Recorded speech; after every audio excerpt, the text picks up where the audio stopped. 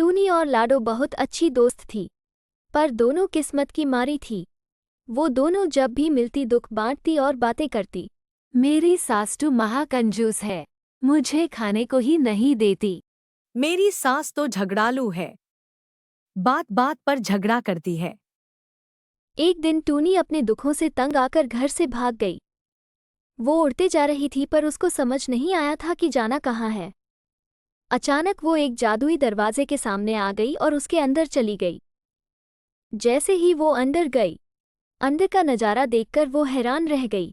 ये तो परियों का देश है। एक परी टूनी के पास आई। तुम कौन हो?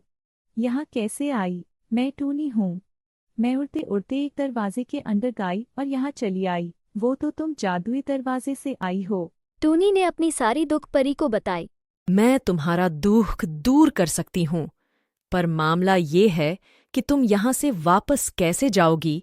वो दरवाज़ा केवल साल में एक बार ही खुलता है और यहाँ रहना तुम्हारे लिए खतरनाक हो सकता है।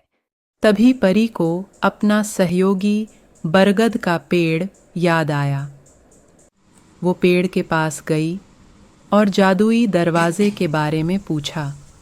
रास्ता तो है पर कठिन है। उत्तर दिशा में एक गुफा है, उसमें एक प्राचीन जादुई किताब है, उसमें दरवाजे से निकलने का राज छिपा है। परी और टूनी साथ में गुफा की खोज में निकल पड़े। आखिर वो गुफा तक पहुंच गए। अंदर जाने पर उन्हें एक किताब मिला जिसका दरवाजा खोलने का मंत्र था, फटाक से, शतक से धड़ाम।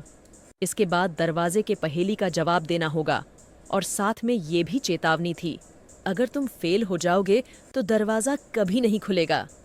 परी और टूनी दरवाजे के पास गई। परी ने मंत्र पढ़ा। अब पहेली का उत्तर देने के लिए तैयार हो जाओ। मेरे पास शहर है पर घर नहीं, मेरे पास पहाड़ हैं पर पेड़ नहीं, मेरे पास पानी है पर मछली नहीं। बताओ इसका उत्तर। परी ने कुछ देर सोचकर जवाब दिया, नक्शा। दरवाज़ा खुल गया। परी ने टूनी को सोने से भरे मोहर का एक बक्सा दिया और अलविदा कहा। टूनी बहुत खुश हुई और अपने जंगल लौट आई।